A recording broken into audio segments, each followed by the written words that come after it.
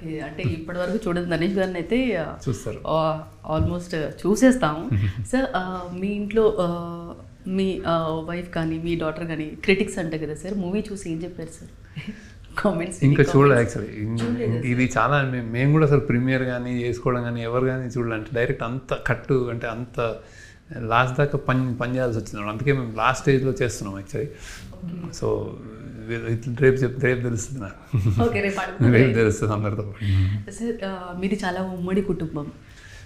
ఉమ్మడి కాదు అంటే మేము అంతా సెపరేట్ ఉంటాం కానీ క్లోజ్ నెట్ ఫ్యామిలీ.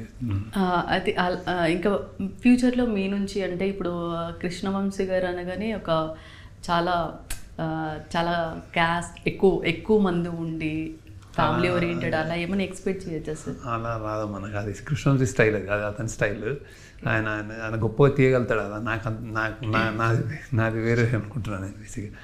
ఆయన చాలా గొప్ప సినిమాలు తీసాడు అలా. అది మీ పేరు కుమార్ శేఖర్ కదా సార్, కుమార్ని ఎందుకు సార్ పక్కన పెట్టారు? కుమార్ని ఎందుకు పక్కన పెట్టానా? సెంటిమెంటా సార్? లేదు, నాకు ఎప్పుడు అంటే స్కూల్లోనే నాకు కుమార్ శేఖర్ అని మా సెంట్ ప్యాట్రిక్స్ చదివింది. అందులో ఏదో పెద్దగా ఉంది అటెండెన్స్, చిన్న ఇట్లా రాసుకునేవాళ్ళు పేరు అంటే కేకే శేఖర్ అయింది అనమాట. కేకే శేఖర్ అయింది. సో అక్కడి నుంచి కుమార్ని ఎక్కువ వాడట్లేదు, శేఖర్. అక్కడి నుంచి యూఎస్ వెళ్ళిన తర్వాత శేఖర్ సర్ నేమ్ యాడ్ అవుతుంది. వాళ్ళు జనరల్ యూఎస్లో సర్ నేమ్తో పిలుస్తారు జనరల్. సో శేఖర్ కమ్ముల అయింది. సో స్కూల్లోనే కుమార్ తగ్గించారు నాకు యాక్చువల్లీ. ఓకే, అక్కడి నుంచి నేను సెంటిమెంట్ అనుకున్నాను సార్. నేను అంత పేరుతో సెంటిమెంట్ ఉంది.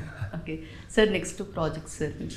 నెక్స్ట్ ప్రాజెక్ట్ ఇంకా ఇది అయిన తర్వాత నేను అంటే చాలా బ్రేక్ తీసుకుని డిసైడ్ చేయాలి. నాకు ఇంకా ఏం తెలియదు అంటే చాలా అంటే వాట్ ఎవర్ హోప్ఫుల్లీ తక్కువలోనే రీవైండ్ అవుతానేమో, అన్వైండ్ అవుతాను మిస్ అని. So I hopefully.